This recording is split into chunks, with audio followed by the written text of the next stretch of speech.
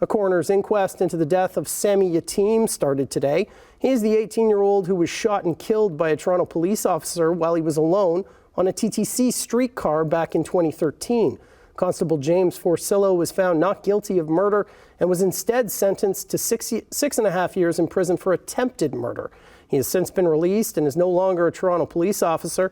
Today's inquest is to create recommendations to improve police best practices. Laverne McGee has the details.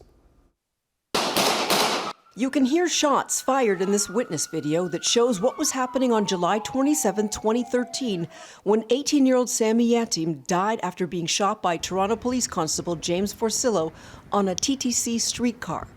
Yatim was holding a small knife, but while several police were there, Forcillo was the only one who fired his gun. Years later, a coroner's inquest. One of the main purposes of the public hearing before a jury of 5 is to recommend better ways for police to respond to people dealing with a mental health crisis. Before the shooting, Yatim had an outburst and asked the streetcar driver to use a phone to call his father. A statement from Yatim's father was read. He said in part, quote, "Sammy did not deserve to die on that streetcar alone. I miss him terribly. I can't believe my boy is gone. I miss our conversations. Every day I wonder how I can live on without my son." And from his mother, quote, "Sammy was so sweet and polite. He made everyone around him smile. He was our sunshine." The lawyer for Sammy Yatim's mother spoke to us after today's session. We're now going to really begin to unpack the evidence to really get some recommendations so that no one else ends up in this situation.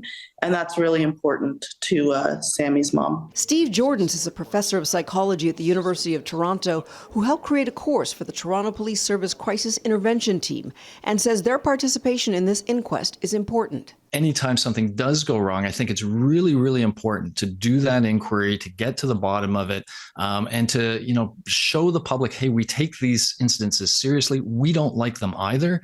And when something happens like this, we all really want to learn from it and we want to do better. Approximately 14 witnesses will be questioned. The inquest is expected to wrap up in about 2 weeks. Laverne McGee, CHCH News.